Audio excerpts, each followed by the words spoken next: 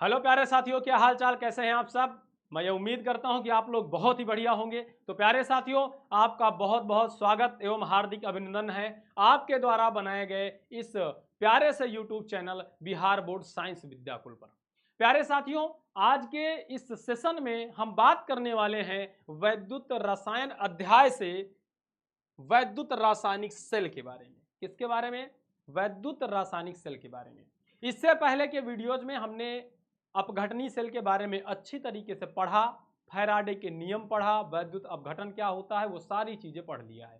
आज के इस सेशन में हम जानेंगे कि रासायनिक सेल क्या होता है, ये कार्य कैसे करता है, इस पे अभिक्रियाएं कौन कौन सी होती हैं और अभिक्रियाओं के पश्चात इसके सेल विभव कैसे निकाला जाता है, वो सारी बातें आज हम यहाँ पे सीखने वाले हैं। जो बच्चे को कुछ भी नहीं आता ना, वो भी अगर इस वीडियो को प्यार से देखेगा तो मैं ये 100% गारंटी के साथ कहता हूं कि आज वो रासायनिक सेल सीख करके जाएगा। ये मैं 100% गारंटी के साथ कहता हूं। मैं ये नहीं कहता कि मैं ही सिखा सकता हूं, लेकिन मैं ये जरूर कह सकता हूं कि अगर मुझसे ना सीख पाए बेटा तो फिर कहीं नहीं सीख पाओगे। बहुत आसान तरीके से सिखाऊंगा। तो आइए बिना किसी देरी के शुरुआत करते हैं। तो शुरुआत करने से पहले मेरा काम होता है पढ़ाना, और मैं हमेशा कहता हूं आपका काम होता है मेरे पढ़ाए गए लेक्चर्स को लोगों तक पहुंचाना। तो प्यारे साथियों, एक बार इस क्लास को शेयर कर दीजिए तमाम सभी अपने साथियों तक जो केमिस्ट्री को प्यार करते हैं, जीरो से लेकर के हीरो लेवल तक सीखना चाहते हैं। तो एक बार सबको शेयर कर दीजिए, और इस सेशन को जितने भी लोग देख रहे हैं भैया लाइक कर दीजिएगा। तो इससे हमारे कॉन्फिडेंस में वरीयता होती है, कॉन्फिडेंस थोड़ा सा बढ़ता है। तो आइए थोड़ा सा देख लें। अभी तक जो हम पढ़ रहे थे वो अपघटनी सेल था। अपघटनी सेल में क्या होता था, हमें विद्युत ऊर्जा देनी पड़ती थी। अपघटनी सेल में क्या होता था साथियों, एक ही पात्र पर दो इलेक्ट्रोड लगाए जाते थे। ठीक है, अपघटनी सेल में एक ही पात्र में दो इलेक्ट्रोड लगाए जाते थे।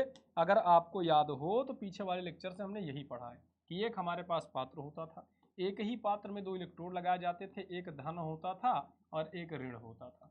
धन वाले को एनोड कहा जाता था, धन वाले को हम एनोड कहते थे, एनोड।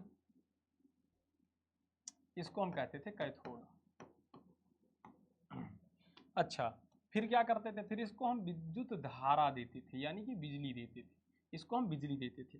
तो बिजली देने पर क्या होता था, अंदर रासायनिक अभिक्रियाएं होती थी, मतलब रसायन टूट करके अब इसके विद्युताग्रों पर या इलेक्ट्रोडों पर प्राप्त होता था। ऐसा किस में होता था? अपघटनी सेल में। अपघटनी सेल में ऐसा होता था, अपघटनी सेल। अच्छा, अपघटनी सेल के जस्ट अपोजिट होगा, मतलब जस्ट अपोजिट ही समझो, किसमें? रासायनिक सेल में। रासायनिक सेल में क्या होगा, इसके जस्ट विपरीत काम होगा रासायनिक सेल में। कैसे? इससे थोड़ा अलग रहेगा। जैसे इसमें हमको क्या करना पड़ता था, वैद्युत ऊर्जा देनी पड़ती थी, वैद्युत ऊर्जा देनी पड़ती थी, इसको वैद्युत ऊर्जा देनी पड़ती थी। अब जो हमारा रासायनिक सेल है उसमें हमें वैद्युत ऊर्जा देनी नहीं होती है, वो खुद वैद्युत ऊर्जा बनाता है रासायनिक अभिक्रियाओं के फलस्वरूप। कैसे? अब आइए रासायनिक सेल हम सीखना शुरू करते हैं। तो सबसे पहले एक छोटी सी परिभाषा क्या, डायरेक्ट रासायनिक सेल ही करना शुरू करते हैं। तो परिभाषा पढ़ लेते हैं चलो। ऐसे निकाय जिसमें ऑक्सीकरण अपचयन अभिक्रिया द्वारा रासायनिक ऊर्जा को विद्युत ऊर्जा में परिवर्तित किया जाता है, विद्युत रासायनिक सेल या वोल्टी सेल कहलाता है। अभी ये बात आपको समझ में नहीं आई होगी, अब अच्छी तरीके से समझ में आएगी। तो हेडिंग लगाएंगे रासायनिक सेल। रासायनिक सेल कैसे बनता है रासायनिक सेल? देखो, सबसे पहले जब भी हम रासायनिक सेल बनाने की बात करते हैं तो हम सबसे पहले दो पात्र लेते हैं। क्या लेते हैं? दो पात्र लेते हैं। जैसे हमने ये दो पात्र ले लिए।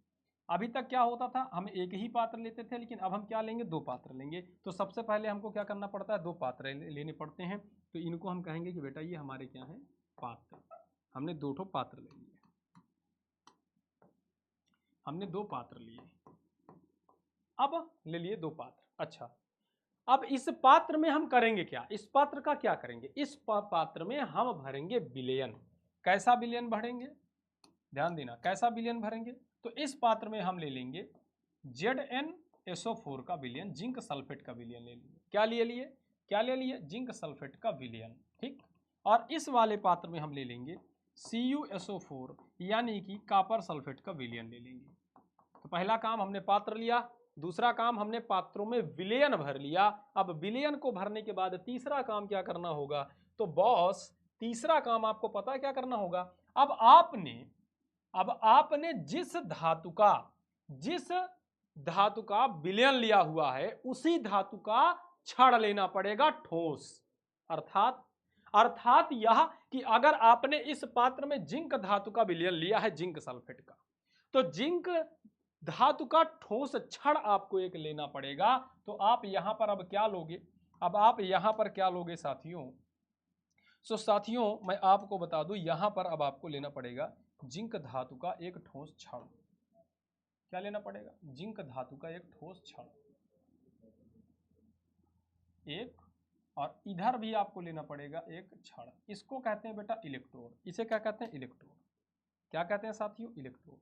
तो अब ये जो आपका है, ये अब ध्यान देना, ये आपने जिंक सल्फेट का विलयन लिया है, तो आप ये जो इलेक्ट्रोड लोगे ये किस धातु का होगा, जिंक धातु का होगा। अगर आपने कॉपर सल्फेट का विलयन लिया है तो जो इलेक्ट्रोड लोगे किसका लोगे, कॉपर का लोगे।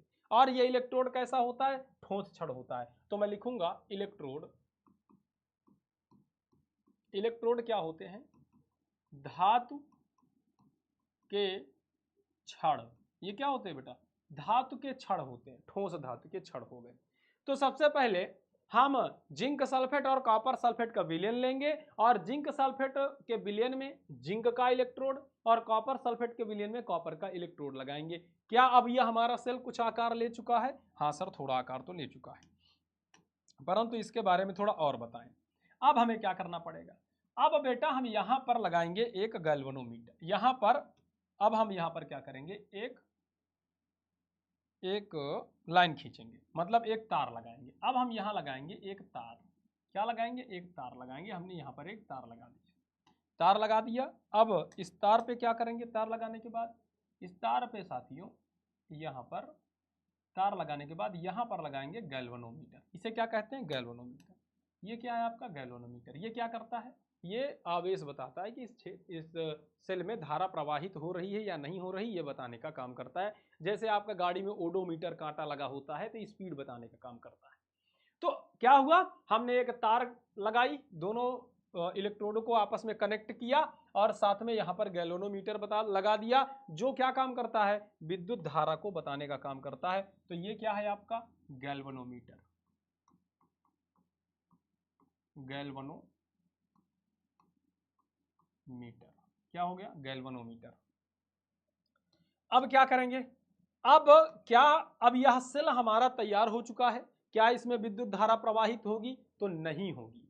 क्यों नहीं होगी, कारण क्या है इसका, इसलिए नहीं होगी क्योंकि अभी हमारा परिपथ पूरा नहीं हुआ। अभी हमारा परिपथ पूरा नहीं हुआ, तो बेटा अभी इसको परिपथ पूरा करने के लिए हमको क्या करना पड़ेगा, इस परिपथ को पूरा करने के लिए हमें यहां पर लगाना पड़ेगा NaCl KCl या फिर KNO3, मतलब किसी भी एक वैद्युत अपघट्य को लेकर के यहाँ पर, या कोई एक लवण लेकर के, क्या लेना है, एक लवण, और उस लवण का यहाँ पर ब्रिज लगाना होगा। इसको कहते हैं लवण सेतु। लवण सेतु क्या कहते हैं, लवण सेतु। अब हमारा सेल पूरा हो गया, अब परिपथ पूरा हो गया, अब विद्युत धारा बहने के लिए तैयार है, ये सेल काम करने के लिए तैयार है। लेकिन कुछ बातें और जान लेना जरूरी है कि यहाँ पर जो इलेक्ट्रोड लगाए गए हैं सर, इन इलेक्ट्रोडों को क्या कहा जाएगा, इसमें से बता दीजिए एनोड कौन सा है, कैथोड कौन सा है। लेकिन ये बात हमको याद नहीं रह पाती। अब इसमें हम कैसे पता लगाएंगे कौन एनोड है कौन कैथोड है, तो एक फार्मूला होता है। फार्मूला क्या होता है, ध्यान रखिएगा, एक फार्मूला याद कर लीजिएगा, LOAN, लोन। ये क्या है, लोन का मतलब होता है लेफ्ट, लोन का मतलब होता है लेफ्ट, O का मतलब होता है ऑक्सीडेशन, ऑक्सीडेशन, ए का मतलब होता है एनोड, ए का मतलब क्या होता है बेटा, एनोड, ए का मतलब क्या होता है, एनोड, और एन का मतलब होता है निगेटिव, निगेटिव, निगेटिव। तो साथियों अगर ये आपने याद कर लिया तो आपको बहुत आसानी होगी बहुत ढेर सारी चीजें बताने में। जैसे अगर मैं कहूं कि इनमें से दो इलेक्ट्रोड हैं, कौन एनोड है कौन कैथोड है, और कौन पॉजिटिव है कौन निगेटिव है, ये बताना। तो सबसे पहले आपको ये फार्मूला पढ़ना है कि एल मतलब होता है लेफ्ट। ऐसे खड़े हो जाओ, लेफ्ट में आपके कौन है, ये है, राइट में आपके ये है। तो लेफ्ट वाला कौन हो गया, ये जिंक वाला हो गया, तो ये आपका हो गया लेफ्ट वाला। इस पर ऑक्सीडेशन की अपक्रिया होगी, तो लेफ्ट वाला है, इस पर अपक्रिया कौन सी होगी, ऑक्सीडेशन की। इसका नाम क्या होगा, एनोड। तो भैया ये लेफ्ट वाला है, इसका नाम होगा एनोड। क्या नाम होगा साथियों इसका, एनोड। क्या नाम होगा, एनोड। इसको हिंदी में भी इंग्लिश में भी कहेंगे। अब अगर ये एनोड हो गया तो ये क्या हो जाएगा, कैथोड। अंग्रेजी में भी कैथोड है और हिंदी में भी कैथोड। चलिए ठीक है सर, ये भी क्लियर हो गया। और साथ साथ अब ये क्या है, एन मतलब निगेटिव। अगर ये निगेटिव है आपका तो सीधा सीधा ये क्या होगा, ये क्या होगा, ये पॉजिटिव आपका कैथोड होगा। अगर एनोड निगेटिव है तो पॉजिटिव क्या होगा, कैथोड होगा। अब कह रहा है कि इधर ऑक्सीडेशन की अपक्रिया होती है। अगर एनोड पर कौन सी अपक्रिया हो रही है, यदि एनोड पर ऑक्सीडेशन की अपक्रिया हो रही है तो सीधी सी बात है ऑक्सीकरण की अपक्रिया हो रही है, तो इधर क्या हो रही होगी, अपचयन की अपक्रिया हो रही होगी, मतलब रिडक्शन, REDUCATION। बेटा ये रिडक्शन, इसको हिंदी में अपचयन कहते हैं, अर्थात इधर अपचयन की अपक्रिया होगी, बात खत्म। और इधर बेटा इसको हिंदी में ऑक्सीकरण कहते हैं, ऑक्सीकरण की अपक्रिया हो रही होगी। एकदम साधारण तरीके से एक एक बात क्लियर तरीके से सीखना है, समझते चलना है। आशा करता हूं कि आपको बहुत अच्छे से समझ में आ रहा होगा। सर अब हमारा सेल एकदम से कंप्लीट हो चुका है, ये हमारा विद्युत रासायनिक सेल है। लेकिन अब बात ये करते हैं कि ये सेल काम कैसे करता है। अब थोड़ा ध्यान दीजिएगा, एक बात आप मुझे बताइए, एक बात ये बताइए साथियों कि ये जो आपका छड़ है, ये आपका जो छड़ है ये कैसा है, तो छड़ ये बेटा ठोस छड़ है। कैसा है, ठोस छड़ है, जिसको इलेक्ट्रोड कहा जाता है। तो अगर ये छड़ बेटा ठोस है ना, सॉलिड है, ये छड़ कैसा है, सॉलिड है। ये कैसा है, सॉलिड है, सॉलिड। और ये भी सॉलिड है छड़, ये सॉलिड है। अब आप दिमाग लगाओ कि यहां पर बेटा जिंक है। अब ये जिंक क्या है, सॉलिड है, ध्यान देना, जिंक क्या है, सॉलिड है, ठीक, सॉलिड है। अब ये क्या करेगा, सबसे पहले यहां से उतर करके ये आएगा विलयन में। कहां गया, विलयन में। तो यहां से जिंक उतर करके कहां गया, विलयन में। सेल कैसे काम करता है वो बता रहा हूं, क्रिया विधि। सबसे पहले इस छड़ से जिंक टूट करके कहां आएगा, विलयन में। छड़ के पास जब था, जो छड़ में जिंक था तो सॉलिड था, जैसे ही विलयन में आया तो बेटा आयनित हो गया। और आयनित होने के बाद ये विलयन में क्या करेगा, 2 इलेक्ट्रॉन छोड़ देगा, 2 इलेक्ट्रॉन का त्याग कर देगा। अब जैसे ही 2 इलेक्ट्रॉन का त्याग किया, अब ये दोनों इलेक्ट्रॉन क्या करेंगे बेटा, इस छड़ के माध्यम से चढ़ जाएंगे और इस चलना प्रारंभ कर देंगे, इस तरह से। इस तरह से ये आगे बढ़ना, आगे चलना प्रारंभ कर देंगे और इस छड़ तक ये इलेक्ट्रॉन पहुंच गए। अब एक बात बताइए, जिंक ने क्या किया, इलेक्ट्रॉन, जिंक जो है सॉलिड से कहां गया, एक्वस में। एक्वस मतलब विलयन होता है, लिक्विड में गया और 2 इलेक्ट्रॉन का त्याग कर दिया। और हमेशा याद रखना, इलेक्ट्रॉन का त्याग वाली अपक्रिया क्या होती है, इलेक्ट्रॉन का त्याग वाली जहां भी अपक्रिया आप देखो, इलेक्ट्रॉन का त्याग, यहां पर क्या हो रहा है, इलेक्ट्रॉन का त्याग हो रहा है। अर्थात ये क्या होगा बेटा, ये अब ये किधर हो रहा है, ये काम किधर हो रहा है, एनोड की तरफ। किधर हो रहा है साथियों ये काम, तो आप कहोगे सर ये काम हो रहा है एनोड की तरफ, प्रॉपर तरीके से एनोड की तरफ अगर ये काम हो रहा है तो साथियों सीधा सीधा जानते हो, सीधा सीधा ये कौन सी अपक्रिया हो गई, ऑक्सीकरण की, ऑक्सीकरण की अपक्रिया हो गई, ठीक। और पहले ही पता है कि ऑक्सीकरण की अपक्रिया होगी। अब जिंक इलेक्ट्रॉन का त्याग करेगा, जब भी इलेक्ट्रॉन का त्याग होता है तो 2 प्रकार की अपक्रियाएं होती है, या तो पहली सॉरी बात 2 नहीं, जब भी इलेक्ट्रॉन का त्याग हो तो ऑक्सीकरण अपक्रिया होती है, और जब भी इलेक्ट्रॉन ग्रहण किया जाता है तो वहां पर अपचयन अपक्रिया होती है। अब एक बात बताओ यार, ये जो इलेक्ट्रॉन का त्याग किया इसने, अब ये इलेक्ट्रॉन क्या काम कर सकता है, अब ये मुक्त हो गया। और हमेशा याद रखना कि मुक्त इलेक्ट्रॉन, हमेशा याद रखना, ये बात नोट कर लेना बाबू, ओ नो, हमेशा एक बात याद रखना, ये बात तुम नोट कर लो कहीं पे, हमेशा याद रखना, सेट यार, हमेशा एक बात याद रखना साथियों, जानते हो क्या, हमेशा एक बात मेरी याद रख लेना, दिमाग में घुसा लो इसको, कहीं ना कहीं सील कर लो। जब भी मुक्त इलेक्ट्रॉन की चर्चा होगी, जब भी मुक्त इलेक्ट्रॉन की चर्चा हो, मुक्त इलेक्ट्रॉन हो आपके पास, तो मुक्त इलेक्ट्रॉन 2 कार्य करता है, या तो वो विद्युत का चालन करवाएगा और या फिर रंग प्रदान करेगा। 2 काम करेगा बेटा, या तो विद्युत का चालन करवाएगा या तो रंग प्रदान करेगा। अब यहाँ पे रंग तो प्रदान करेगा नहीं, तो क्या करेगा, विद्युत का चालन कराएगा। तो ये जो मुक्त इलेक्ट्रॉनवा है ये सीधा ऊपर गया, चढ़ करके किधर पहुंचा, कॉपर के पास। अच्छा, अब यहाँ कॉपर है कहाँ, तो यहाँ कॉपर है विलियन में, ध्यान से देखो विलियन में कॉपर है, ठीक है। तो ये जो विलियन वाला कॉपर है मैं इसको यहाँ पे लिखता हूँ, ये जो कॉपर है आपका विलियन में, ये क्या होगा, विलियन में कोई भी धातु आयनित रूप में रहती है। कैसी रहती है, आयनित रूप में। तो विलियन में जो कॉपर है वो कैसा है, आयनित है। अगर कॉपर आयनित है तो सीधा सीधा अब कॉपर क्या करेगा, यहां से चढ़ेगा, यहां पर जाएगा कैथोड की तरफ। किधर जाएगा बेटा, कैथोड की तरफ जाएगा यहां पर, और इन दोनों इलेक्ट्रॉनों को ग्रहण करने जाएगा। क्या करने, दोनों इलेक्ट्रॉनों को ग्रहण करने। जैसे मान लो ये इलेक्ट्रॉनों की बारात आ रही है तो अब इनकी कोई ना कोई अगुवानी करेगा, तो अगुवानी करने के लिए, ताकि इनकी खातिरदारी करने के लिए इस विलियन से निकल करके कॉपर जाएगा। जब विलियन से निकल करके कॉपर गया तो उधर से आ रहे थे दो इलेक्ट्रॉन, तो दो इलेक्ट्रॉन इसने क्या किया, ग्रहण कर लिया। उन दोनों इलेक्ट्रॉनों को इसने क्या किया साथियों, ग्रहण कर लिया, और ग्रहण करके क्या बनाया, कॉपर सॉलिड के रूप में यहाँ पर जमा हो गया, इकट्ठा हो गया इन दोनों इलेक्ट्रॉनों को ग्रहण करके। जब कॉपर सॉलिड के रूप में यहाँ इकट्ठा हो गया तो इलेक्ट्रॉन का ग्रहण हो रहा है, और जिस अभिक्रिया में इलेक्ट्रॉन का ग्रहण हो, इलेक्ट्रॉन ग्रहण किए जाएं, इलेक्ट्रॉन का ग्रहण हो या इलेक्ट्रॉन ग्रहण किए जाएं, तो समझ लेना वो अभिक्रिया कैसी होगी,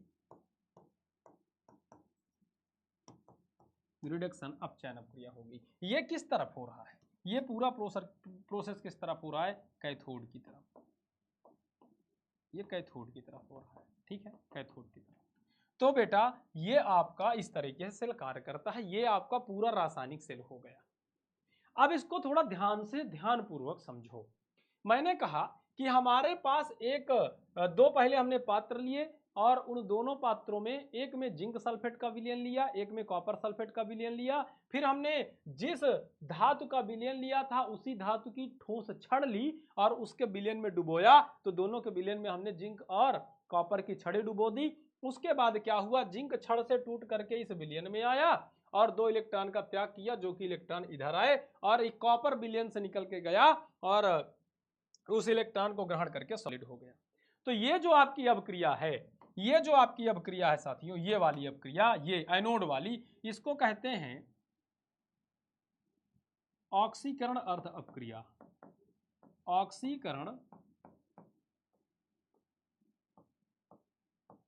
अर्ध अभिक्रिया,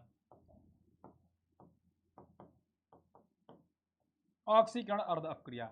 और ये वाली जो है इसको कहते हैं अपचयन अर्ध अभिक्रिया। अपचयन अर्ध अभिक्रिया। तो ये वाली आपकी अपचयन अर्ध अभिक्रिया हो गई और ये वाली आपकी ऑक्सीकरण अर्ध अभिक्रिया हो गई। आशा करता हूं कि ये बात बहुत अच्छे से समझ में आई होगी। लेकिन मैं कुछ पूछना चाहता हूं, बाबा कुछ पूछना चाहता है। एक बात बताइए, एक बात आप मुझे बता ही दीजिए, और बात ये बताइए साथियों सीधा सीधा कि अगर ये जिंक इसी तरह लगातार टूट टूट करके आता रहा, और जब जिंक आता रहेगा तो इलेक्ट्रॉन का प्रवाह करता रहेगा, इलेक्ट्रॉन त्यागता रहेगा। तो इलेक्ट्रॉन त्यागता रहेगा, तो अगर इलेक्ट्रॉन के बहने की दिशा ये है तो विद्युत धारा के बहने की दिशा क्या होगी, इसके विपरीत, मतलब इस दिशा में क्या होगा, आवेश बहेगा या धारा बहेगी, इस दिशा में, उल्टे दिशा में धारा बहेगी। चलिए ठीक है।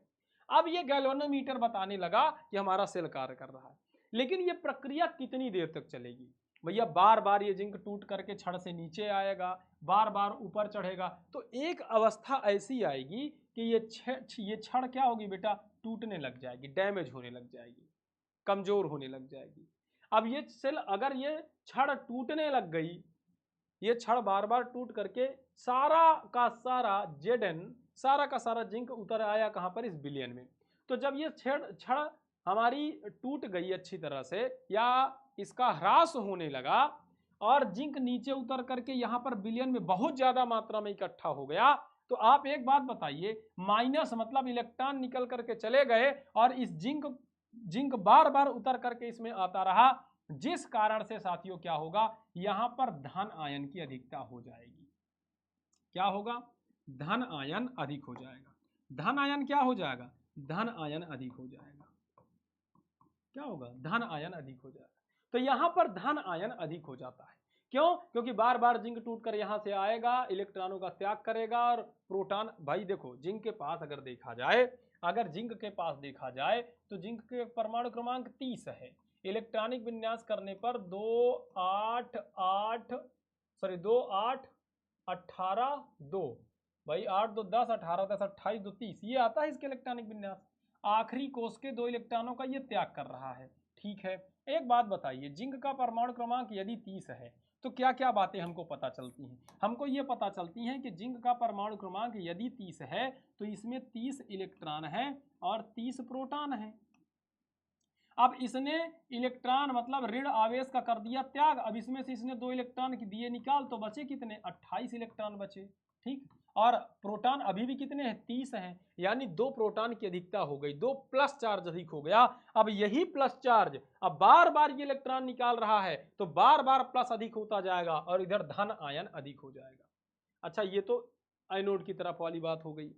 कैथोड की तरफ क्या होगा? कैथोड की तरफ बार बार ये ऋण आकर के यहां पर इकट्ठा होता, मतलब ध्यान से देखना, बार बार ये ऋण इधर आता है और कॉपर यहां से निकल कर यहां पर इकट्ठा होता है क्योंकि उसे इलेक्ट्रॉन उसको ग्रहण करना होता है।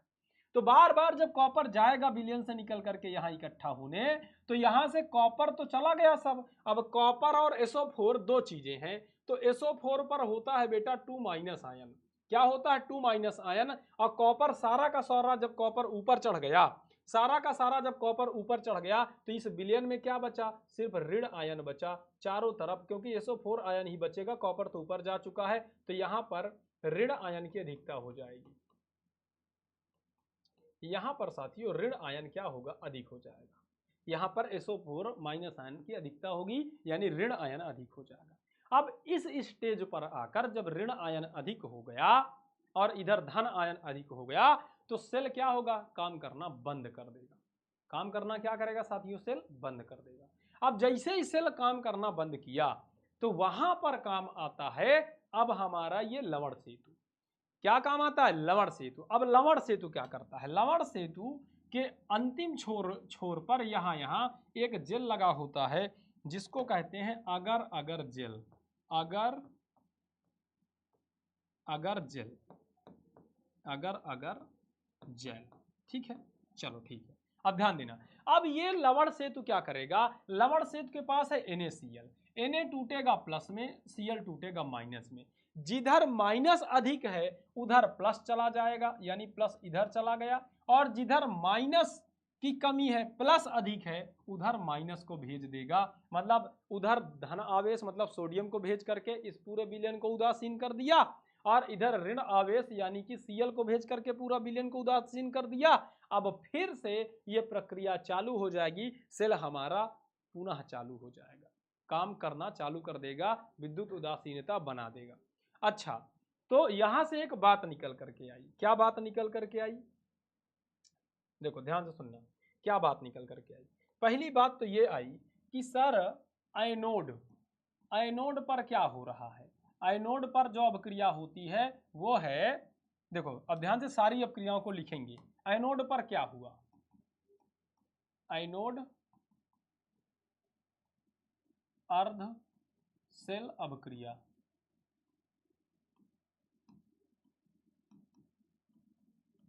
एनोड अर्ध सेल अपक्रिया, ध्यान दीजिएगा। एनोड अर्ध सेल अपक्रिया क्या है? गौर से देखिए, जिंक है,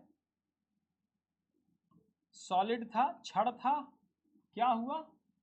सॉलिड था, छड़ था, छड़ के रूप में था, टूट करके कहाँ गया? विलयन में गया, आयनित हुआ, आयनित होकर के 2 इलेक्ट्रॉनों का त्याग किया। अब ये कहाँ पे है? एक्वस मतलब विलयन में है। ठीक है, उसके बाद कैथोड पर क्या हो रहा है? कैथोड पर आपने क्या देखा? कैथोड में हमने इसकी अर्धसेल अपक्रिया देखी। कैथोड अर्धसेल अपक्रिया क्या है? इसकी अर्धसेल अपक्रिया, अरे सर बहुत आसान है, आपको पता है, आप बता दीजिए। चलिए साथियों मैं बता देता हूँ। ए बाबू तू हमरा के एक बात बतावा ना, कॉपरवा कहाँ है? तो सर कॉपरवा तो विलयन में है, मतलब कॉपर पहले से ही क्या है? आयनित है। क्यों? क्योंकि चूंकि ये विलयन में पहले से ही पड़ा हुआ है। कहाँ है? चूंकि ये पहले से विलयन में पड़ा हुआ है। अच्छा ठीक है सर, अब क्या होगा? अब ये कॉपर पहले से चूंकि आयनित है, पहले से चूंकि आयनित है, एक्वस में पड़ा हुआ है, तो अब ये कॉपर क्या करेगा, इन दोनों इलेक्ट्रॉनों को ग्रहण करेगा और ग्रहण करके कॉपर सॉलिड के रूप में एकत्रित हो जाएगा। चलिए ठीक है, अब इन दोनों अभिक्रियाओं को हमें जोड़ना होता है और जोड़ते हैं। इस दो इलेक्ट्रॉन से इस दो इलेक्ट्रॉन का कर दो खात्मा, इनका कर दो कत्ल। बचा क्या, इधर बचा जिंक, किस अवस्था में है, इसकी भौतिक अवस्था क्या है, ठोस। फिर उसके बाद और क्या बचा है इधर सर, कॉपर बचा हुआ है, तो Cu2+ किस अवस्था में है सर, ये विलयन की अवस्था में है, एक्वस की अवस्था में। फिर उसके बाद चिन्ह बनाओ, इधर क्या है Zn2+ है सर, Zn2+ है, ये किस अवस्था में है, एक्वस की अवस्था में है। प्लस इधर क्या हो रहा है, दो इलेक्ट्रॉन छोड़ दो, दो इलेक्ट्रॉन तो कट गए, इधर Cu बचा, Cu किस अवस्था में, सॉलिड की अवस्था में। तो यह इसकी मेन अभिक्रिया प्राप्त होती है, जिसे कहते हैं सेल अभिक्रिया, जिसे कहते हैं सेल की संपूर्ण अभिक्रिया या सेल अभिक्रिया। क्या कहते हैं, सेल अभिक्रिया। अब ये पूरी सेल जो अभिक्रिया है ना, इसी को कहेंगे रेडॉक्स अभिक्रिया। क्यों, क्योंकि इसमें ऑक्सीडेशन और रिडक्शन साथ साथ हो रहा है। देखो दोनों अभिक्रियाओं को जोड़ दिया गया, तो इसको कहेंगे रेडॉक्स, रेडॉक्स अभिक्रिया, रेडॉक्स अभिक्रिया। चलिए ठीक है, ये बात भी समझ गए सर। और कुछ, हाँ बेटा अभी और कुछ है, और जानते हो क्या है, अगर मैं बात करूं कि लवण सेतु, लवण सेतु के कार्य बहुत पूछता है कि लवण सेतु का कार्य क्या है, लवण सेतु का कार्य क्या है।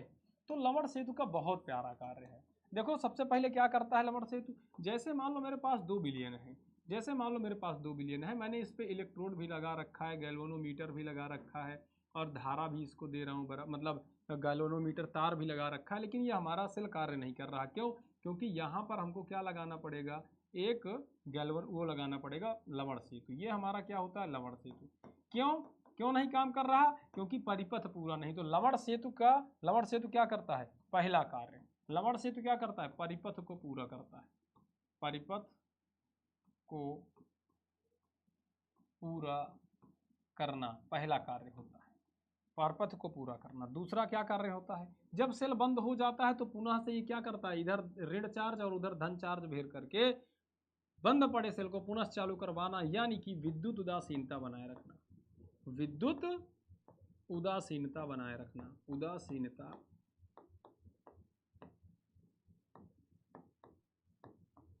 बनाए रखना। Is that clear, any doubt. तो लवण सेतु के कार्य भी हमारे कंप्लीट हो गए कि लवण सेतु के कार्य क्या होते हैं। आशा करता हूँ कि बात अच्छे से समझ में आ गई होगी। परंतु सर हम इसको लिखेंगे कैसे, अब आ जाओ परिभाषा देखते हैं और प्यार से समझते हैं। देखो अब सारी बात आपको समझ में आएगी, परिभाषा भी समझ में आएगी। रासायनिक सेल क्या है, रासायनिक सेल जो आपका होता है ऐसा निकाय जिसमें ऑक्सीकरण अपचयन अभिक्रिया द्वारा, भैया ऐसा निकाय जिसमें ऑक्सीकरण, मतलब ये एनोड है तो इधर क्या होगा, ऑक्सीकरण, क्या होगा, ऑक्सीकरण अभिक्रिया होगी, ऑक्सीकरण। ये आपका क्या है, कैथोड है, कौन सी अभिक्रिया होगी, अपचयन अभिक्रिया, अपचयन अभिक्रिया। तो ऑक्सीकरण और अपचयन अभिक्रिया द्वारा रासायनिक ऊर्जा को विद्युत ऊर्जा में परिवर्तित किया जाता है। यहाँ पर हमारे पास क्या है, केमिकल है, रसायन भरा है, यहाँ हमारे पास रसायन भरा है, और इन दोनों रसायनों के द्वारा क्या हो रहा है, विद्युत का निर्माण हो रहा है, और वो विद्युत यहाँ पर बताई जा रही है इस गैल्वेनोमीटर में, ठीक, यहाँ पर बताई जा रही है, ठीक है।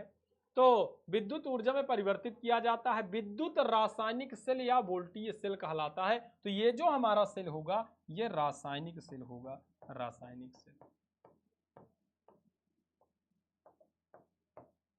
अब रासायनिक सेल को कहते हैं गैल्वनी सेल।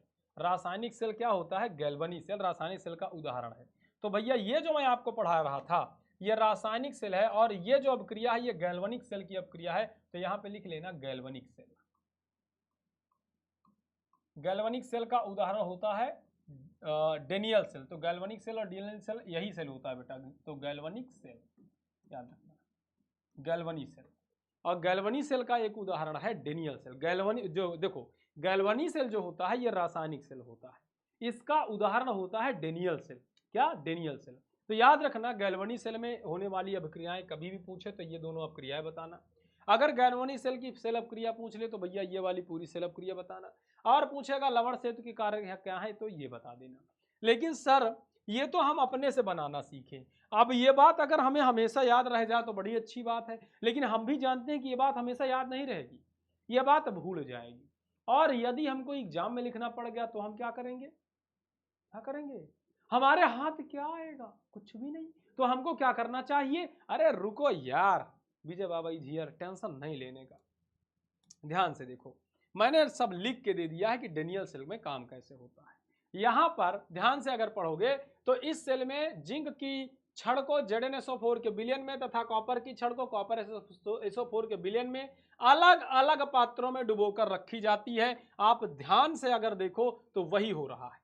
देखो ये आपका डेनियल सेल है। ध्यान देना, रासायनिक सेल, देखो रासायनिक सेल, गैल्वनी सेल, डेनियल सेल तीनों एक ही हैं। डोंट कंफ्यूज, तीन के तीनों एक ही हैं, ये बात याद रखना। अच्छा, ये आपका क्या है? Daniell cell. Daniell cell, galvanic cell, रासायनिक सेल ये सभी एक ही बात है, तो ये हमारा डेनियल सेल है। कौन सा? Daniell cell. इस डेनियल सेल को अगर आप गौर से देखो तो इसमें क्या हो रहा है? ये आपका ZnSO4 है, जिंक सल्फेट का विलयन है ना। वही बात मैं एक बार रिपीट करता हूं, जिंक SO4, जिंक SO4, ये क्या है? कॉपर SO4, यानी कि CuSO4 यानी कि कॉपर सल्फेट, ये जिंक सल्फेट। फिर क्या कहता है? और आगे पढ़ लो, डुबो कर रखी जाती दोनों विलयनों को KNO3 लवण सेतु द्वारा जोड़ा जाता है। अब ये जो आपका लवण सेतु है, ये देखो ये KCl भी हो सकता है, NaCl भी हो सकता है, KNO3 भी हो सकता है, कोई भी लवण का इस्तेमाल हम इसकी जगह पे कर सकते हैं, इस लवण सेतु की जगह। तो ये आपका साल्ट ब्रिज या लवण सेतु हो गया। जिंक और कॉपर इलेक्ट्रोडों को किसी धातु के तार और गैल्वेनोमीटर के सिरे से जोड़ दिया जाता है। तो भैया हमने धातु की तार ले ली, ये तार कैसी है? तो ये धातु की तार है, धातु की बेटा तार हो गई। धातु की तार को गैल्वेनोमीटर से, किसी गैल्वेनोमीटर से जोड़ देते हैं, ठीक है। अच्छा, इलेक्ट्रॉनों का प्रवाह जिंक से कॉपर की ओर बाह्य परिपथ में होने लगता है। तो इलेक्ट्रॉनों का प्रवाह अगर देखा जाए तो ये बाह्य परिपथ में इलेक्ट्रॉनों का प्रवाह होने लगता है, ठीक है। आगे आ जाओ। जिंक इलेक्ट्रोडों पर जिंक परमाणु Zn2+ आयन बनाकर विलयन में चले जाते हैं। तो भैया यहां से ये जिंक कहां जाएगा? विलयन में, और विलयन में जाते ही आयन बना देगा, ठीक है, वही कह रहा है। चले जाते हैं और यहां पर उपस्थित इलेक्ट्रॉन बाह्य परिपथ से Cu इलेक्ट्रोड पर पहुंच जाते हैं। इलेक्ट्रॉन कहां पहुंच रहा है? इस बाह्य परिपथ के सहायता से कहां पहुंच रहा है? इस वाले इलेक्ट्रोड पर पहुंच रहा है, कॉपर वाले इलेक्ट्रोड पर। अच्छा, आगे आइए, फिर क्या कहता है? बाह्य परिपथ से पहुंचकर CuSO4 विलयन में उपस्थित कॉपर आयनों को कॉपर धातु में बदल देते हैं, जो कॉपर इलेक्ट्रोड पर जमा हो जाता है। इस सेल में एनोड जिंक इलेक्ट्रोड है, क्योंकि इसमें ऑक्सीकरण होता है। भैया इधर गए, ये कॉपर यहां से निकला और यहां पर इकट्ठा हो गया, यहां पर कॉपर जम जाता है इलेक्ट्रॉनों को बार बार ग्रहण करके। तो ये पूरी प्रक्रिया होती है हमारे सेल में। एक क्वेश्चन और बनता है बोर्ड में, एक क्वेश्चन और बनता है, क्या बनता है सर? उसको भी बता दीजिए, जब इतना बताएं तो। बिल्कुल बिल्कुल मेरे दोस्त, मैं नहीं बताऊंगा तो कौन बताएगा? मैं नहीं तो कौन बे है कौन इधर? हाँ, मैं बताऊंगा, जरूर बताऊंगा, ध्यान से देखना। चलिए देखिए, महत्वपूर्ण, नोट कर लेना बात, नोट कर लेना। जब बाह्य परिपथ में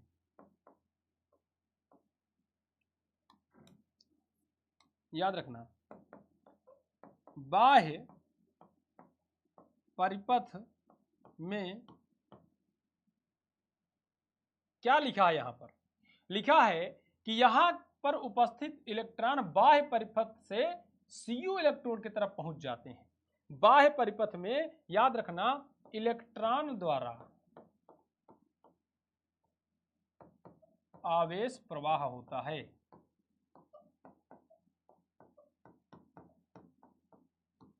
किसके द्वारा? तो भैया ये जो बाह्य परिपथ है ना, बाह्य परिपथ, बाह्य परिपथ बोले तो ये, इसमें इलेक्ट्रॉनों के द्वारा। परंतु अगर आंतरिक परिपथ की बात करें तो आंतरिक परिपथ कौन है? ये वाला है बेटा, आंतरिक परिपथ। और यहां पर आयनों के द्वारा, मान लो KCl लिया तो K+ और Cl- में टूटेगा, तो आवेश कैसे जाएगा? आयनों के द्वारा जाएगा। तो ये चीज लिख लेना, ये चीज लिख लेना, पहला नोट्स। और दूसरा नोट में, आंतरिक परिपथ में